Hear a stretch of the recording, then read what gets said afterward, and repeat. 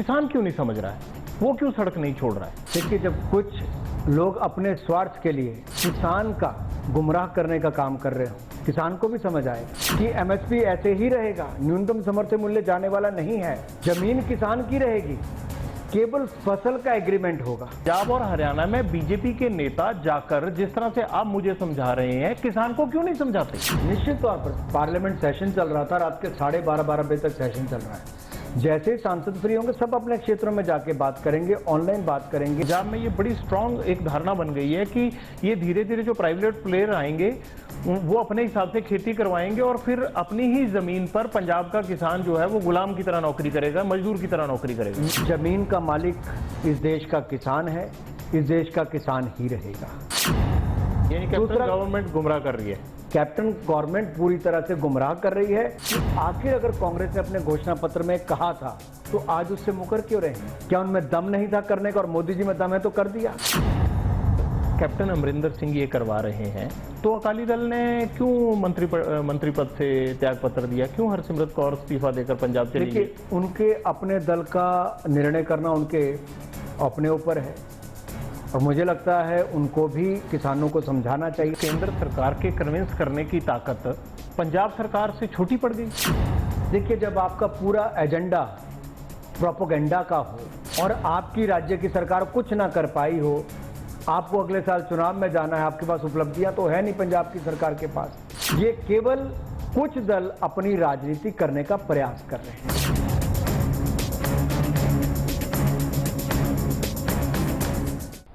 Farmers bill को लेकर संसद से लेकर सड़क तक हंगामा मचा हुआ है। आखिर क्या है हंगामे की वजह और कैसे शांत होगा ये हंगामा? हमारे साथ बातचीत करने के लिए केंद्रीय वित्त राज्य मंत्री श्री अनुराग ठाकुर जी मौजूद हैं। ठाकुर साहब, स्वागत है आपका। बड़े व्यस्त शेड्यूल में आपने टाइम निकाला है। सबसे पहला सवाल है कि प्राइम मिनिस्टर कह रहे हैं ये किसानों के लिए फायदे का सौदा है, तो किसान और कांग्रेस को क्यों लगता है कि ये घाटे का सौदा है? देखिए, पहली बात तो मैं कहूँ, प्रधानमंत्री मोदी जी ने 2014 से लेकर 2020 तक बहुत सारे कदम किसानों के हित में उठाए। जो स्वामीनाथन कमेटी की रिपोर्ट, वर्षों तक कांग्रेस ने उस पर कोई कदम नहीं उठाया था। मोदी सरकार आने के बाद लागत प्लस 50% मूल्य ये देने का काम किया तो नरेंद्र मोदी जी की सरकार ने ऐतिहासिक काम किया। और पीएम किसान योजना में 6,000 रुपये प्रति वर्ष लगभग 10.5 करोड़ किसानों को देने का काम मोदी जी ने किया। 95,000 करोड़ रुपया किसानों को उसमें मिलता है। किसान के बजट में लगातार वृद्धि और इसके साथ साथ जो किसान के जो वहाँ पर हमारी सिंचाई योजनाएं हैं, बाकी सब कुछ है, उसमें भी अगर किसी ने काम करने का काम किया है तो मोदी सरकार ने किया। जहाँ तक इस विषय की बात आती है, आखिरकार इससे किसको लाभ होने वाला है? राजनीति तो कुछ दल कर रहे हैं, 1-2 राज्यों तक सीमित होकर कर रहे हैं, और वो लोग कर रहे हैं जो अपने घोषणा पत्र में कहते थे अगर वो सत्ता में आएंगे तो यही करेंगे, चाहे वो प्रदेश की बात हो या देश की बात हो। आखिरकार आज उनको ऐसा क्यों लगता है? क्या वो नहीं चाहते कि किसानों के लिए एक देश एक बाजार हो, अच्छा पैसा अच्छा व्यापार हो? क्या किसान अच्छा पैसा कमाने का हकदार नहीं है? क्या किसान को अच्छे व्यापार की सुविधाएं नहीं होनी चाहिए? क्या किसान को गरीब ही रहना पड़ेगा? हमारी सरकार ने, मोदी जी ने ये प्रयास किए हैं कि उसके लिए भी व्यापार की अच्छी सुविधाएं हो, अच्छा पैसा मिले। कैसे होगा? आप ये बताइए कि मान लीजिए कि कांग्रेस ये सियासत कर रही है और कांग्रेस ऐसा करवा रही है, पर किसान को तो ये बात समझ में आ जानी चाहिए कि प्राइम मिनिस्टर बार बार बोल रहे हैं, किसान क्यों नहीं समझ रहा है? वो क्यों सड़क नहीं छोड़ रहा है, पंजाब और हरियाणा में खासकर?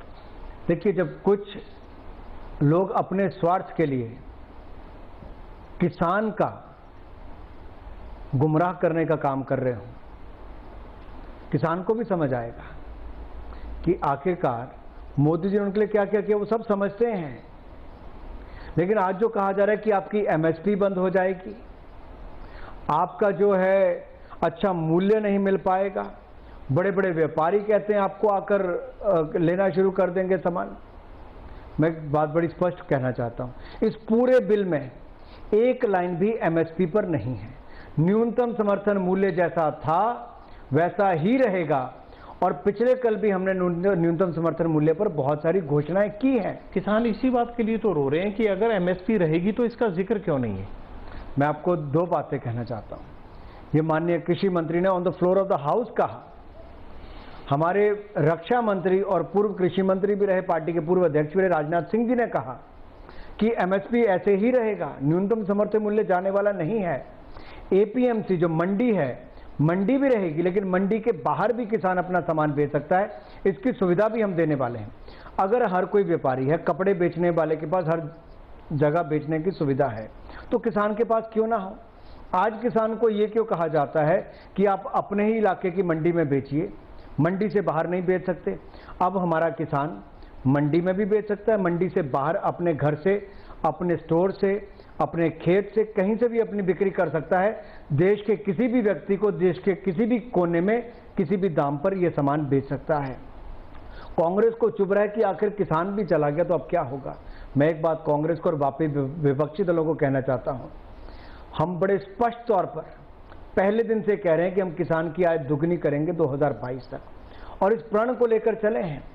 हमने खाद की कीमतें भी कम कराई, नीम कोटेड यूरिया भी लाए, सिंचाई योजनाएं भी बढ़ाई, और जब मोदी जी पूर्व में मुख्यमंत्री थे गुजरात में, तब भी वहां की कृषि दर 17% तक कोई लेकर गया तो नरेंद्र मोदी जी लेकर गए थे। इस देश के किसानों को संपन्न बनाने के लिए हम पूरी तरह से प्रतिबद्ध हैं। अनुराग जी, आपने कहा कि मंडी भी रहेगी और ओपन बाजार में भी किसान बेच सकता है, जो मार्केटिंग बोर्ड चल रहे हैं या कमेटियां चल रही हैं। अब मार्केट कमेटी तो जो अभी पंजाब में है वो उनसे 7-8% टैक्स भी लेती है, यानी एक बोरी पे 164-65 रुपए उसका खर्च भी आता है। ओपन मंडी में जो चीज आएगी उस पर कोई टैक्स नहीं लगा रही है सरकार। तो ऐसे में किसान पहले रुझान वो कहता है मेरा हो जाएगा प्राइवेट प्लेयर की तरफ, और बाद में जब मंडी सिस्टम खत्म हो जाएगा तो प्राइवेट प्लेयर मेरा शोषण करेगा, वो मुझे अपनी मनमर्जी से रेट देगा, क्योंकि एमएसपी को रेगुलेट करने के लिए कोई कानून नहीं है। मैं अपने किसान भाइयों से एक बात कहना चाहता हूं, 70 वर्ष तक आपने देखा कि आपका उद्धार हुआ, क्या किसान का भला हो पाया इस सिस्टम से? आखिरकार कुछ कमियां होंगी जिनको दूर करने की आवश्यकता थी, इसीलिए इन कमियों को दूर किया गया। पंजाब की सरकार कहती है, पंजाब के सांसदों ने on the floor of the house कहा कि अगर मंडी एक्ट में जो पैसा 8.5% लगता है, अगर ये चले जाएगा तो हम सड़कें कैसे बनाएंगे। अरे आप किसान की कमाई पर अपने राज्य की सड़कें बनाने की बात करते हो, क्या आपके पास बजट में और प्रावधान नहीं सड़कें बनाने के लिए? क्या किसान को ज्यादा पैसा नहीं मिलना चाहिए? आप किसान पर टैक्स लगाते हो, फिर कहते हैं हमने सड़कें बनानी है। मैं कहता हूं कि किसान की आय ज्यादा हो, मोदी जी कहते हैं किसान की आय ज्यादा हो, इसलिए हम उसको व्यवस्था दे रहे हैं कि देश के किसी कोने में किसी दाम पर किसी व्यक्ति को सामान बेच सके। आखिर इसका विरोध क्यों हो रहा है? दिक्कत सरकार को नजर आती है पंजाब को कि हमारा पैसा मंडी एक्ट में जो टैक्स 8.5% है वो कैसे हमारा जाएगा। हमने तो किसान को कभी टैक्स 4,000 करोड़ का टर्नओवर है, 65,000 किलोमीटर वो सड़कें, ग्रामीण सड़कें बनाते हैं।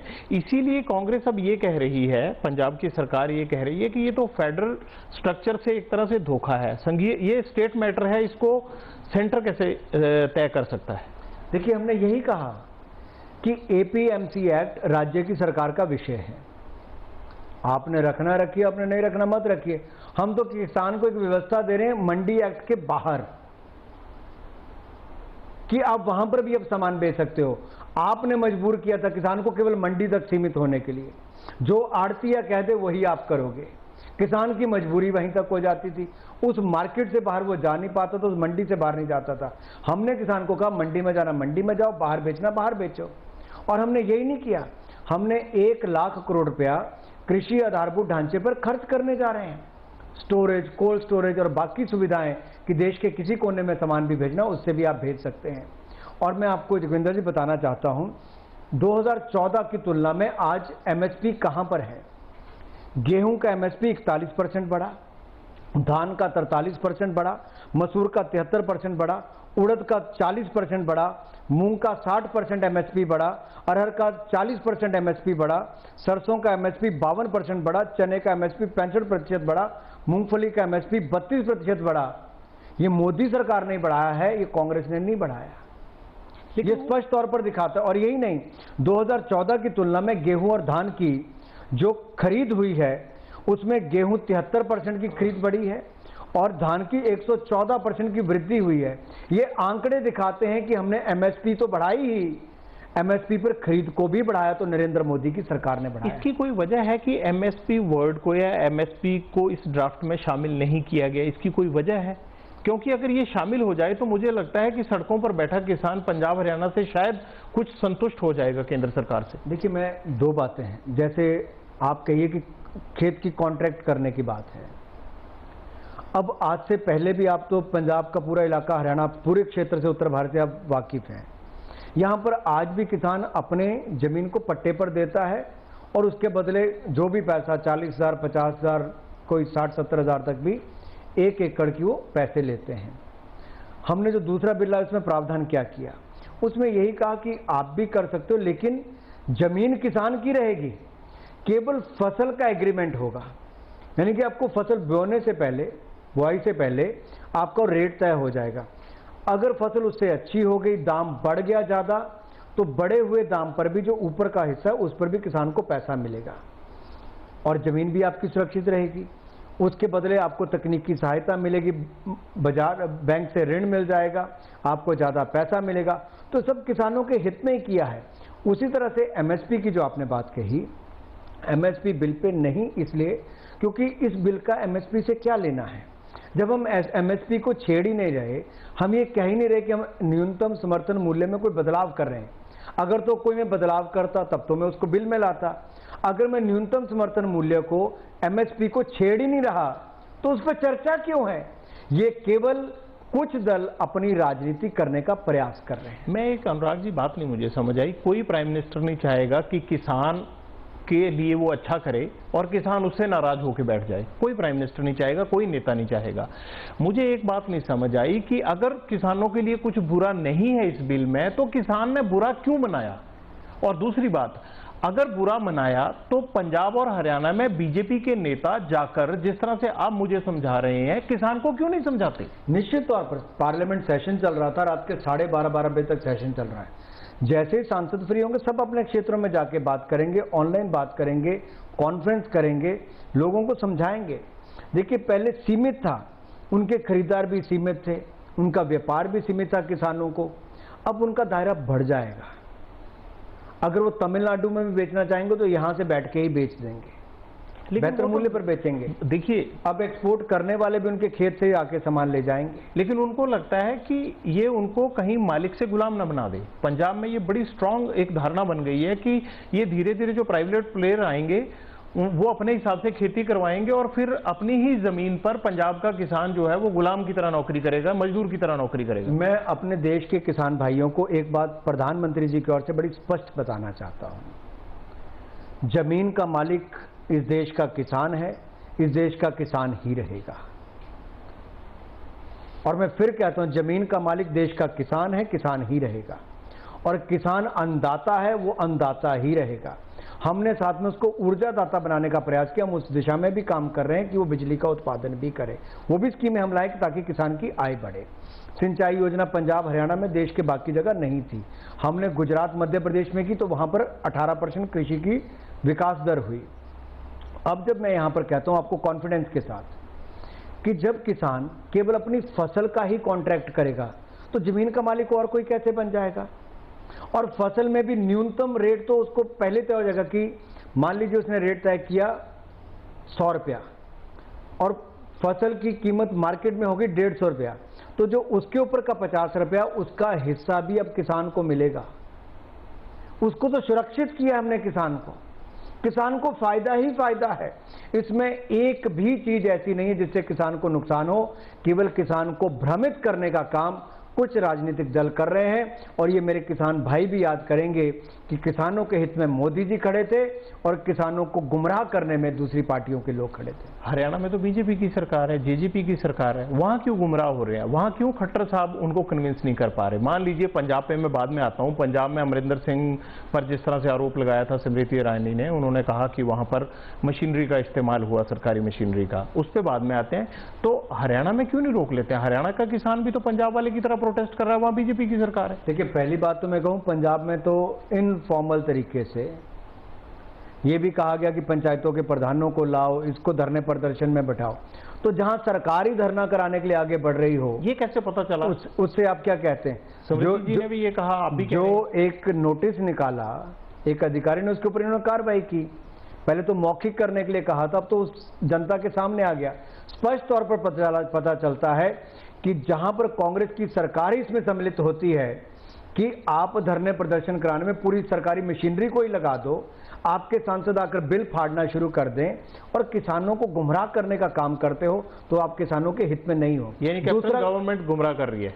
कैप्टन गवर्नमेंट पूरी तरह से गुमराह कर रही है और कैप्टन साहब को तो एक उत्तर देना चाहिए और राहुल गांधी जी, सोनिया गांधी जी को उत्तर देना चाहिए कि आखिर अगर कांग्रेस ने अपने घोषणा पत्र में कहा था तो आज उससे मुकर क्यों रहे?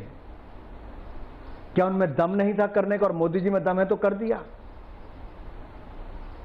ये आप पिछले 6 सालों का इतिहास पढ़ के देखिए, कांग्रेस जो बातें कहती रहती थी कर नहीं पाती थी, हमने करके दिया और हमने देश के हित में किया है, आगे भी देश के हित में करेंगे। अनुराग जी, ये तो इस समय भी विदेश घूम रहे थे, दोनों देश के अंदर नहीं थे। अनुराग जी ये बताइए मुझे कि अगर कैप्टन अमरिंदर सिंह ये करवा रहे हैं तो अकाली दल ने क्यों मंत्री पद से त्याग पत्र दिया? क्यों हरसिमरत कौर इस्तीफा देकर पंजाब चली गई? देखिए, उनके अपने दल का निर्णय करना उनके अपने ऊपर है और मुझे लगता है उनको भी किसानों को समझाना चाहिए। इसका मतलब वो भी तो अमरिंदर की तरह ही वही काम कर रहे हैं, किसानों के साथ जा रहे हैं वो भी। देखिए, बात यह है कि अगर आप बताने में और अपनी बात में सक्षम नहीं हो और नहीं बता पाए तो उसका खामियाजा दूसरों को नहीं भुगतना चाहिए। ये किसान के हित के लिए है और सदा किसान के हित के लिए ये निर्णय है। और मैं आज भी कहता हूं, मेरे किसान भाइयों से अपील है, आप अगले 2 वर्ष तक देखिए, आपको लाभ होता ही नहीं होता।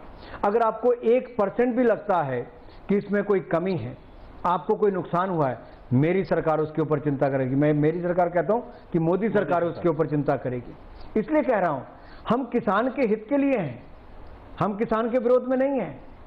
लेकिन अगर 70 साल से ज्यादा किसानों ने पिछले कानूनों पर, पिछले नियमों पर, पिछली व्यवस्था पर विश्वास किया, तो क्या मेरे देश के किसान भाई 2 वर्षों के लिए इस नई व्यवस्था पर विश्वास करके देखें, जहां पुरानी व्यवस्था भी रहेगी, नई भी रहेगी। आपको नई अच्छी लगेगी, नई के ऊपर जाइए। हमने जैसे इनकम टैक्स पर फेसलेस असेसमेंट लाए, पारदर्शिता तरीका लाए, फेसलेस अपील लाए, नया इनकम टैक्स का ऑप्शन लाए थे कि ऑप्शन पुरानी भी रहेगी, नई भी रहेगी। कुछ लोग पुरानी में गए, कुछ नई में गए। शुरू में इस पे भी इन्होंने कहा था कि इसका क्या होगा, सब सेटल हो गया। अब क्या हुआ? अनुराग जी ये बताइए मुझे कि हरसिमरत कौर बादल के इस्तीफे के बाद पंजाब के किसान को ये लगता है कि भाई कांग्रेस तो पहले से ही मेरे समर्थन में थी, अब शिरोमणि अकाली दल भी आ गया तो इसका मतलब मेरे मन का शंका सही है। तो आपको नहीं लगता कि इस इस्तीफे के बाद आपके एक पुराने 40 साल पुराने सहयोगी के पद छोड़ने के बाद अब सवाल ये उठ रहा है कि वाकई ही किसान सही में परेशान है? तो ये बीजेपी के लिए एक और मुश्किल है कि किसान को कन्विंस करने के साथ साथ अपने सहयोगी को भी कन्विंस नहीं कर पाए। मैं किसान भाइयों से और बहनों से एक बात कहना चाहता हूं, आपके मन में क्या प्रश्न है? आपको लगता है एमएसपी जाएगी? मैं आपको विश्वास दिलाता हूं, एमएसपी नहीं जाएगी। और हमारी सरकार ने एमएसपी में बहुत वृद्धि की है, 40% से 80% वृद्धि पिछले 5 वर्षों में की। दूसरा, आपको लगता है कॉन्ट्रैक्ट होगा तो आपकी जमीन के ऊपर खतरा होगा? बिल्कुल नहीं। कॉन्ट्रैक्ट केवल ठेका आपकी फसल का होगा, जमीन का नहीं होगा। अगर आप अपनी जमीन खेती करने के लिए भी देते हो तो उसमें अगर कोई उपकरण अपने लगाता है, ट्यूबवेल लगाता है या कुछ सिंचाई योजना की दृष्टि से स्प्रिंकलर सिस्टम लगाता है, जैसे ही आप किसान कहेगा मुझे कॉन्ट्रैक्ट नहीं करना, तो उसको अपना वो सामान वापस ले जाना पड़ेगा। नहीं लेके जाएगा तो वो सामान भी किसान का हो जाएगा। आपको लगता है कि मंडी बंद हो जाएगी? नहीं होगी। राज्यों के ऊपर है, राज्य मंडी चलाना चाहता है, नहीं चलाना। लेकिन एक टैक्स और टैक्स फ्री बिजनेस से जब कंपैरिजन होगा तो लोग पसोपेश में होंगे ना। अच्छा हुआ जगविंदर जी आपने बात उठाई। पसोपेश में कौन होगा? किसान। आप ये कहते हो कि एक तरफ टैक्स लगेगा, एक तरफ टैक्स नहीं लगेगा, तो हम तो यही कह रहे हैं, हम किसानों का भला करने जा रहे हैं। हम तो आपको टैक्स से मुक्ति दे रहे हैं। आप मंडी में जाते हो, आपको राज्य की सरकार 8.5% टैक्स लगाती है। आप मंडी से बाहर बेच देते हो तो आपको कोई टैक्स नहीं लगता। इसका मतलब जो 8.5% बचेगा, हो सकता है उसका 5% पैसा आपको व्यापारी दे दे और कहे कि 5% आपका, 3.5% मेरा। पर अनुराग जी, पंजाब में जो बड़ा तबका है किसानी का, वो 5 एकड़, 4 एकड़, 8 एकड़, 10 एकड़ तक है, वो कोई 100 एकड़ वाला नहीं है। तो ऐसे में छोटे किसान को ये लगता है कि मैं अपनी 2-4 ट्रॉली बेचने कहाँ घूमता रहूंगा। अच्छा, वो आपने भी बात उठाई, बहुत धन्यवाद हूँ आपका। आज भी देखिए, बड़े किसानों ने कॉन्ट्रैक्ट फार्मिंग या बड़े जो एक्सपोर्टर हैं, निर्यात करने वाले हैं, और जो वैल्यू एडिशन करते हैं जैसे पेप्सी और बाकी कंपनीज हो गई, ये भी बड़े किसानों के साथ काम करती थी। छोटे किसान को लाभ नहीं मिलता था। अब छोटे किसान को लाभ मिलने वाला है। कैसे? टेक्नोलॉजी उस तक भी आएगी, खरीद उसके खेत तक की भी होगी। कल तक उसको अनदेखा होता था, अब टेक्नोलॉजी के माध्यम से उसको भी उसका लाभ मिलने वाला है। उसको फार्मिंग का लाभ मिलेगा, टेक्निक का लाभ मिलेगा, उसकी खरीद खेत से ही होनी शुरू हो जाएगी। ई नैम जो है, ई नेशनल एग्रीकल्चर मार्केट प्लेस, ये भी एक बहुत बड़ा अवसर है कि ब्लॉक लेवल पर, गांव के स्तर पर आप अपने कंप्यूटर से भी माल बेच पाओगे। आप देखिए, इतना बड़ा रेवोल्यूशन आने वाला है, इतनी बड़ा क्रांतिकारी टेक्नोलॉजिकली इतना वहां का किसान कर पाएगा। बड़ा किसान तो कर लेगा, एक एक्सपर्ट भी रख लेगा, लेकिन छोटा किसान जिसके पास अभी स्मार्टफोन भी नहीं है, वो अपनी कैसे ये ऑप्शन से और कैसे ट्रेडिंग कर पाएगा सारी? इसके लिए राज्य की सरकारों के एग्रीकल्चर डेवलपमेंट ऑफिसर और उसके नीचे पूरी टीम होती है। दुर्भाग्य यह है कि इस पे काम ही नहीं करते जागरूक करने का। और दूसरा, अगर पेप्सी जैसी कंपनी आई, पंजाब में कांग्रेस लाई, वही लाए, कॉन्ट्रैक्ट खेती करानी शुरू की, बड़े किसानों के साथ कराई, छोटे किसान को उसका क्या लाभ हुआ? अब छोटे खेत में अगर किसान सब्जियां उगाता है तो बड़ी कंपनी वाले उसकी सब्जी खेत से ही ले जाएंगे। ये पूरी व्यवस्था अपने आप में अभी सब्जी मंडी बोर्ड के पास ही बिकती है, जाके सुबह किसान वहीं बेचता है। इसीलिए मैं कह रहा हूं, बड़ी कंपनियों वाला जो सिट्रस फॉर्मूला आया था वो सक्सेसफुल नहीं रहा इतना ज्यादा पंजाब में। तो दोनों, तो तब भी मंडी आपके पास उपलब्ध रहेगी। अगर मंडी तो खत्म नहीं हो रही है, किसान के पास मंडी भी ऑप्शन है और दूसरी ऑप्शन भी है, तो किसान को तो जहां मुनाफा, जहां पैसा ज्यादा मिलेगा वहां किसान जाए। आप किसान को एक तरफ, आप किसान को एक खूंटे के साथ बांधकर क्यों रखना चाहते हैं, मैं पूछता हूं। किसान खुद अब तो खुद ही बंधना चाहता है, वो खुद सड़कों पे बैठा है कि मैं खूंटा छोड़ना ही नहीं चाहता। इसलिए क्योंकि उसको सही पिक्चर नहीं दिखाई जा रही। इसलिए मैं धन्यवादी हूं एबीपी चैनल का कि उन्होंने किसान तक असली बात पहुंचाने का बात किया। आप मंडी जाना चाहते हो तो मंडी में जाइए, आप बाहर बेचना चाहते हो तो बाहर बेचिए। आप केवल मंडी तक क्यों सीमित होकर रह जाओ, यही तो हम बताना चाहते हैं। और अगर पंजाब की सरकार इस कानून को पारित करती है, अपने तो घोषणा पत्र में लाए, पास किए थे, तो क्या अब उसको रिपील करेंगे? क्या कैप्टन अमरिंदर सिंह क्या करेंगे उस पर? वो तो कह रहे हैं कोर्ट जाऊंगा, सुप्रीम कोर्ट जाऊंगा सरकार को रुकवाने के लिए। देखिए, जाइए, ये धारा 370-35A पर भी गए, ट्रिपल तलाक पर भी गए, जहां जहां देश को लाभ होना था वहां कांग्रेस कोर्ट गई और सदा मुंह की खाई। मैंने एक दिन पहले पीएम केयर्स पर भी पार्लियामेंट में कहा कि ये कोर्ट गए कि आरटीआई में डालो, ये कहे जी ट्रस्ट को निरस्त कर दो, ये कहते हैं इसका पूरा पैसा नेशनल डिजास्टर रिलीफ फंड में दे दो, इसकी ऑडिट C&AG से करवाओ। ऐसे इनके समर्थक गए बहुत सारे लोग, हर जगह इनको मुंह की खानी पड़ी। कोर्ट ने सारे निर्णय पीएम केयर्स के हित पक्ष में दिए।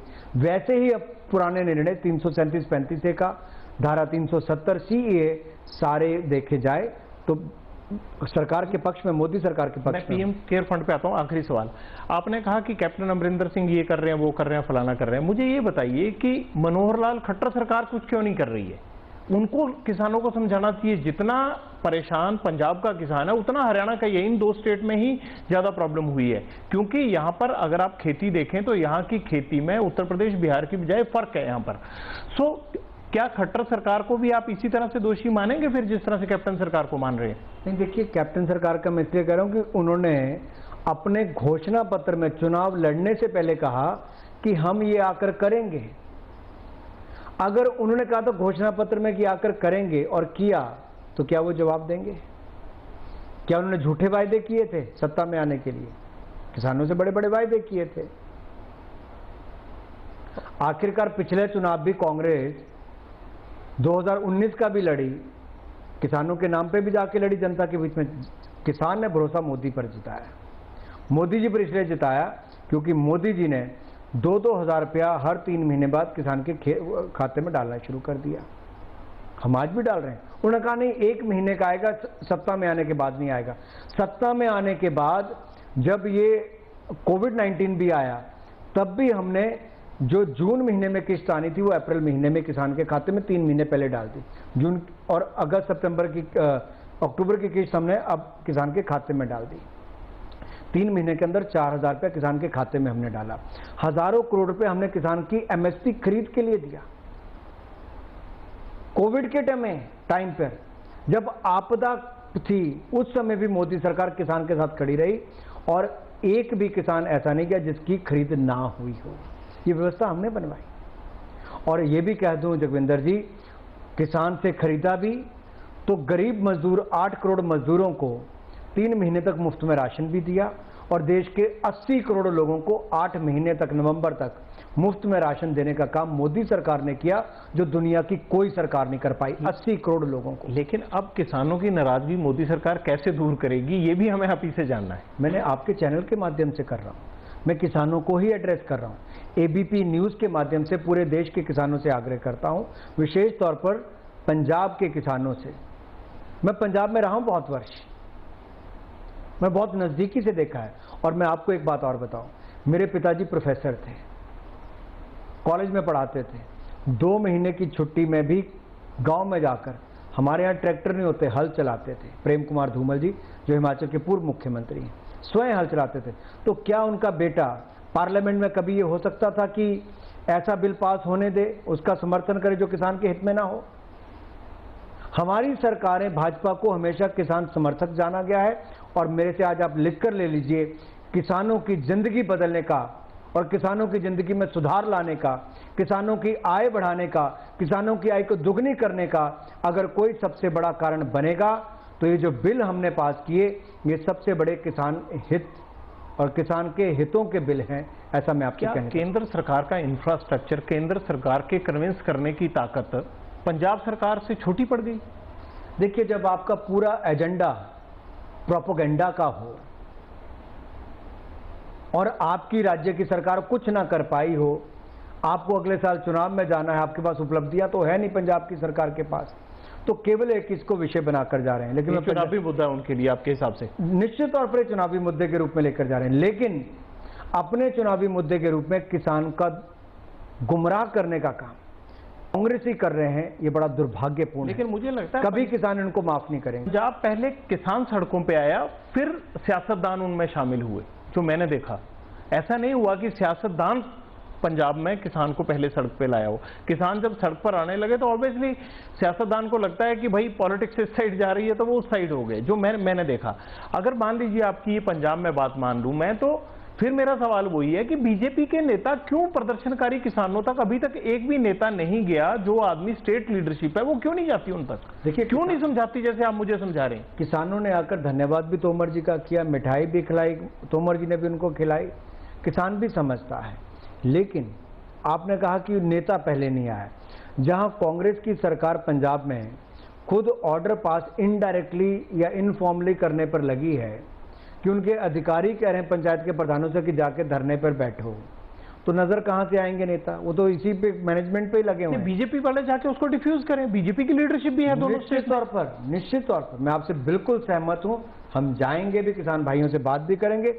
हो सकता है आज पार्लियामेंट सेशन अडजॉर्न हो जाए, साइनेडाई और सारी ये जो हमने उपलब्धियां हैं इनको लेकर जनता के बीच में जाएंगे। स्टेट लीडरशिप तो फ्री है, वो तो जा ही सकती है, मंत्री जा सकते हैं, हरियाणा के मंत्री जा सकते हैं, बिल्कुल सारे के सारे जाएंगे। और मैं ये भी किसान भाइयों को कहना चाहता हूं, 72 साल से ज्यादा समय आपने पुरानी व्यवस्था को देखा है, क्या आप 2 वर्ष नई व्यवस्था, जो नया मौका आपको मोदी सरकार दे रही है कि आपकी आय बढ़े, आप उसको देने का एक अवसर देंगे?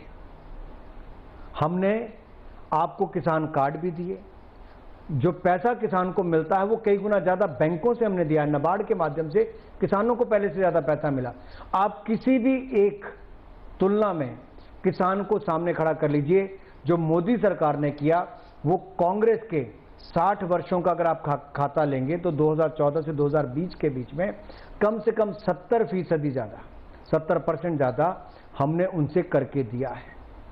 जो कांग्रेस की सरकार पर आरोप आप पंजाब में लगा रहे हैं ना, वही आरोप महाराष्ट्र सरकार बिहार में सुशांत सिंह राजपूत के केस में, खुदकुशी के मामले में बीजेपी और जेडीयू पर लगा रही है कि इन्होंने सिर्फ बिहार चुनाव के लिए, जिस तरह से आपने कहा पंजाब चुनाव के लिए किसानों को गुमराह कर रहे हैं, तो उन्होंने कहा कि सुशांत सिंह राजपूत केस में बीजेपी और जेडीयू ने सीबीआई जांच और ये सब इसलिए करवाया ताकि इसका लाभ जो है वो विधानसभा के चुनाव में मिल सके इन दोनों पार्टियों को। देखिए, सबसे पहले तो ये दुर्भाग्यपूर्ण था जो सुशांत सिंह राजपूत के साथ हुआ। अब वो हत्या थी, आत्महत्या थी, जान से जनसीब बताएंगे, लेकिन सोशल मीडिया पर मांग उठी, लगातार मीडिया ने मांग उठाई और इसके कारण जानने के लिए पीछे जाने लगे। पहले मुंबई पुलिस ने उसकी जांच की, संतुष्टि सुशांत के परिवार को नहीं हुई, बिहार की सरकार को नहीं हुई, और जिस तरह से बिहार के अधिकारियों को ट्रीट किया गया मुंबई में, वो अपने आप में बहुत बड़े प्रश्न चिन्ह खड़े करता था। वो लोग कोर्ट गए, कोर्ट ने निर्णय दिया सीबीआई इंक्वायरी का। अब जब ये हो रही है तो मुझे लगता है इस पे किसी को टिप्पणी करने की बजाय इस पूरी जड़ के पीछे क्या था, क्या कारण थे, और अब इसके साथ तो कई और परतें खुलती चली जा रही हैं। ये वहां तक रुक नहीं रहा। ये सुसाइड केस एनसीबी के ड्रग्स रैकेट तक पहुंच गया, बहुत आगे चला गया है। इससे न जाने आगे और क्या क्या निकलने वाला है। आपके हिसाब से ये जांच चलती रहनी चाहिए ड्रग्स के एंगल पर, मुंबई की सफाई होनी चाहिए, क्योंकि आप तो क्रिकेट से लंबा सा अरसा जुड़े रहे हैं, तो अब मुंबई में ये भी कहा जा रहा है कि क्रिकेट की तरह बॉलीवुड की भी सफाई होनी चाहिए। सुखविंदर जी, देखिए, जब कुछ लोग आपके रोल मॉडल्स के रूप में काम करते हैं, आप उनको एक हीरो बड़ी स्क्रीन पर, बड़े पर्दे पर देखते हैं, तो आप केवल एंटरटेनमेंट के लिए नहीं देखते हैं। आप लोग वो जो भूमिका उसमें उठाते हैं, जैसे उड़ता पंजाब पिक्चर आई, कुछ विरोध हुआ उसका, लेकिन वो एक सोशल इशू को लेकर थी कि ड्रग्स सीमावर्ती इलाकों से कैसे जड़ पकड़ रहा है, लेकिन पंजाब तक सीमित नहीं रहा। वो हिमाचल में, मेरे संसदीय क्षेत्र और कई क्षेत्रों में, देश के अन्य राज्यों में करोड़ों युवा इससे आज दुखित, उनके परिवारों की हालत देखिए, एक एक औलाद थी वो भी चले गई, नशे ने छीन लिया। तो नशे से क्या समाज और सिनेमा, इस पर क्या असर पड़ता है, ये दोनों को इससे मुक्त कराना चाहिए। जब बड़े से शुरू होता है तो नीचे तक इसकी सफाई अभियान चलती है, और नशा मुक्त भारत हो, हर राज्य हो, तो फिल्म इंडस्ट्री भी क्यों ना हो। फिल्म इंडस्ट्री में सफाई जरूरी है, क्यों ना, कौन चाहेगा कि नशा हो। और मुझे लगता है इंडस्ट्री के बहुत सारे लोगों ने आगे आकर कहा है कि नशा मुक्त हो, और मुझे लगता है जो बिल्कुल पाक साफ है उनको सामने आकर कहना चाहिए, इसमें कोई अर्ज नहीं है। कहीं ऐसा तो नहीं है कि ये केंद्र सरकार वर्सेस महाराष्ट्र सरकार हो गया है, इसलिए ये केस इतने ज़्यादा डेप्थ में जाने की ज़रूरत पड़ी हो, या आपको लगता है कि वाकई ही इसको मेरिट बेस पर फैक्चुअल करना चाहिए? देखिए, हमारा सदा पक्ष कोऑपरेटिव फेडरलिज्म में रहा है, और संघीय ढांचे में राज्यों की बहुत बड़ी भूमिका है, और मोदी जी राज्य के मुख्यमंत्री से प्रधानमंत्री तक आए हैं, और प्रधानमंत्री बनने के बाद प्रधान सेवक अपने आप को कहते हैं, तो बड़े स्पष्ट तौर पर है कि राज्यों को प्राथमिकता देते हैं। कोई मुख्यमंत्री ये नहीं कह सकता कि मैं मोदी जी से कुछ कहना चाहता हूं, नहीं कहा। इस आपदा के समय भी सभी राज्यों को साथ में लेकर चले। यही कारण था कि हिंदुस्तान, जो कभी एक पीपी किट नहीं बनाता था, दुनिया का दूसरा सबसे बड़ा पीपी किट निर्माता बन गया, और ये मास्क निर्माता बन गया। और यही कारण है कि आज हम यहाँ पर अपने ये जो सुविधाएं हैं उनको भी बढ़ाने में सक्षम हो पाए हैं। तो हम राज्यों को साथ में लेकर चलने में ही विश्वास रखते हैं। पीएम केयर्स की बात रह गई थी बीच में। तृणमूल कांग्रेस ने यह आरोप लगाया है कि आप लोग जो पीएम केयर्स में पैसा आ रहा है, जो डोनेशंस आ रही हैं, उसकी ज़रूरत क्या पड़ी थी? पहले से ही जो है वो प्रधानमंत्री राहत कोष होता था, और इसको अलग से बनाने की जरूरत नहीं। दूसरा, उन्होंने कहा है कि आप लोग जो पब्लिक सेक्टर्स अंडरटेकिंग्स हैं उनसे पैसा ले रहे हो, और आरटीआई में इस बात की डिटेल्स ही नहीं दे रहे हो कि कहां से पैसा आया।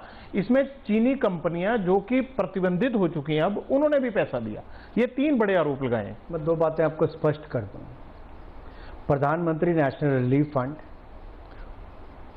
1948 में उस समय के प्रधानमंत्री आदरणीय जवाहरलाल नेहरू जी ने एक शाही हुक्म के तहत, शाही फरमान जारी करके घोषणा कर दी, कभी रजिस्टर नहीं कराया।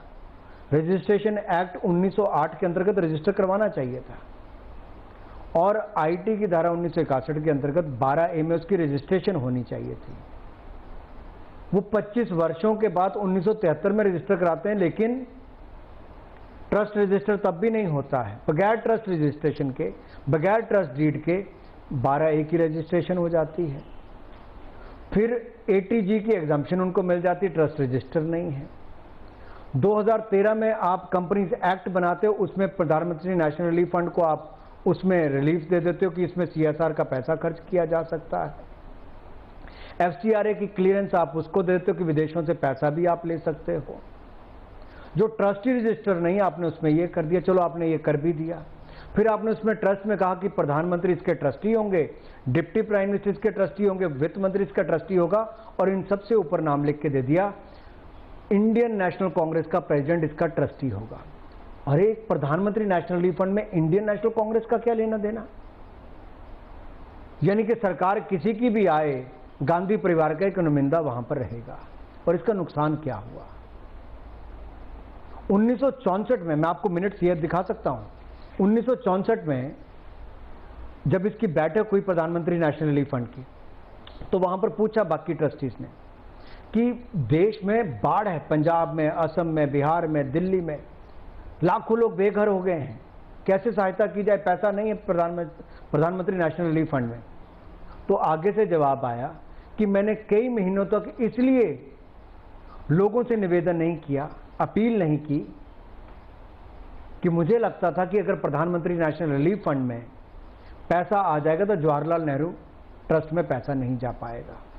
तो प्रधानमंत्री नेशनल रिलीफ फंड से ज्यादा गांधी परिवार के ट्रस्ट, जवाहरलाल नेहरू ट्रस्ट को पैसा जाने की प्राथमिकता उस समय से दी जाती। तो आप उसकी जांच करवाइए। तो दूसरा और जांच हो भी रही है। एक तरफ सोनिया गांधी जी प्रधानमंत्री नेशनल रिलीफ फंड की सदस्य, दूसरी तरफ राजीव गांधी फाउंडेशन की चेयरमैन। तो प्रधानमंत्री नेशनल रिलीफ फंड में प्रधानमंत्री के नाम पे पैसा लेते थे और उस पैसे को राजीव गांधी फाउंडेशन को देते थे, और राजीव गांधी फाउंडेशन वो पैसे को लेकर अपने ऐसे इसी परिवार के और इसी पार्टी के 12-14 ऐसी और संस्थाएं उनको पैसा दे देते थे। Indira Gandhi, Jawaharlal Nehru, Rajiv Gandhi charitable trust, Sanjay Gandhi memorial, इस तरह के न जाने कितने ट्रस्ट हैं। आप कितनों की जांच करोगे? और आप देखिए 118 करोड़ तो राजीव गांधी फाउंडेशन ने 2019 में कहा कि हमारा कॉर्पस है जो घोषित है, केवल जो बाकियों को आगे पैसा दिया वो कितना होगा। और किससे पैसा लिया? जाकिर नायक से। कौन जाकिर नायक? जो भगौड़ा है देश से, जो कट्टरपंथी है, जो आतंकवाद को बढ़ावा देने की बात करता है, और इसी गांधी परिवार के बहुत करीबी जो उस समय के जनरल सेक्रेटरी, पूर्व मुख्यमंत्री, वो उसको क्या कहते हैं कि Zakir Naik is a messenger of peace. Zakir नायकों को मैसेंजर ऑफ पीस कहते हैं, और उससे 50 लाख रुपया राजीव गांधी फाउंडेशन लेती है। एक आतंकवादियों के समर्थक को, कट्टरपंथ को बढ़ावा देने वाले को, कांग्रेस के पूर्व मुख्यमंत्री, गांधी परिवार के बहुत करीबी, उसको मैसेंजर ऑफ पीस कहते हैं। और वो मैसेंजर ऑफ पीस अपने ट्रस्ट से इनको 50 लाख रुपया राजीव गांधी फाउंडेशन को देता है 2011 में। उसका इस्तेमाल कांग्रेस का ये राजीव गांधी फाउंडेशन करती है। और यही नहीं, 2014 में ये लोग उसको वापस करते हैं पैसा। क्या ये चंदा था, उधार था, क्या था?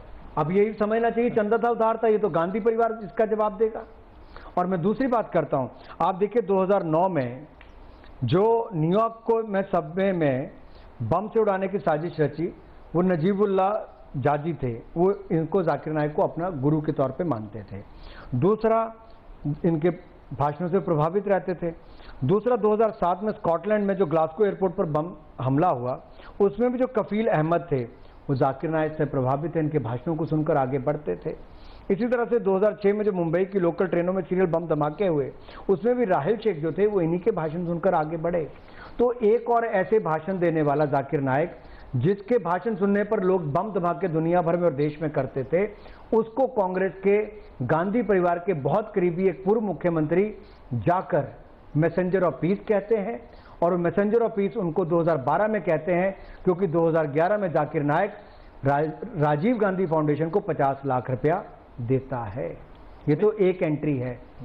क्या ऐसी और भी हैं, क्या किसी और ट्रस्ट में भी गई हैं, ये कांग्रेस पार्टी को देश को बताना चाहिए। एक वो एंट्री ये भी पूछ रहे हैं कि क्या हुवाई की तरफ से, क्या टिकटॉक की तरफ से करोड़ों रुपया इस तरह का पीएम केयर्स फंड में आया है नहीं आया, ये भी सवाल पूछ बिल्कुल, रहे हैं मैं आपसे। अगला इसी पे आपके उत्तर पे आ रहा था। पर पीएम केयर्स जो है वो एक रजिस्टर्ड ट्रस्ट है, 27 मार्च 2020 को हुआ। 12A में एटीजी की एग्जाम्पशन दोनों हुई, रजिस्ट्रेशन और एग्जाम्पशन, एफसीआरए क्लियरेंस, वो सब सारी जो कानून के अंतर्गत उनको थी वो सारी सुविधाएं दी गई। और 2019-20 में जो पैसा लिया गया उसका पूरा ब्यौरा पीएम केयर्स की वेबसाइट पर है। इसकी ऑडिटेड जो बैलेंस शीट है वो भी अवेलेबल है। चंदा देने वाले कौन है, पैसा खर्च कैसे हुआ, इसकी जानकारियां भी, इसकी FAQs में, फ्रीक्वेंटली आस्क्ड क्वेश्चंस में और अबाउट के सेक्शन में जाकर देखेंगे बहुत सारे ऐसे सवाल हैं जो आम जनता पूछती है, उसके जवाब इसमें दिए जाते हैं। ये जो मैं सवाल पूछ रहा हूँ इसमें कोई दम है या नहीं कि जो चाइनीज कंपनियां उनसे पैसा आया है या नहीं आया? ये बिल्कुल निराधार आरोप हैं। हाँ, कांग्रेस इसलिए सवाल पूछी क्योंकि कांग्रेस ने वहां की कम्युनिस्ट पार्टी से पैसे लिए और कांग्रेस पार्टी देश को बताए कि राजीव गांधी फाउंडेशन ने चाइना से पैसे क्यों लिए, किस काम के लिए। वो कहते हैं हम अध्ययन करने के लिए लेते थे।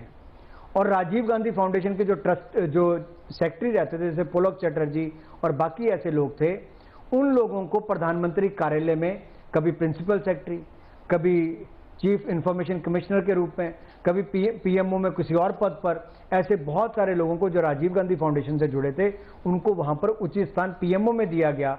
वो पीएमओ में बैठकर किसके लिए काम करते थे, इसका जवाब भी उनको देना पड़ेगा। दूसरा, एक बात आप सबके सामने आ जानी चाहिए, क्या इस महामारी के समय राजीव गांधी फाउंडेशन और ऐसे बाकी जितने ट्रस्ट गांधी परिवार से जुड़े हैं, क्या उन्होंने इस आपदा से लड़ने के लिए कोई खर्चा किया, किस पर किया, देश के किस कोने में किया है, इसका जवाब भी उनको देना है। आखिरी सवाल, पंजाब में बीजेपी और श्रोमणी अकाली दल का साथ आगे चलेगा या ये रिश्ता टूट जाएगा?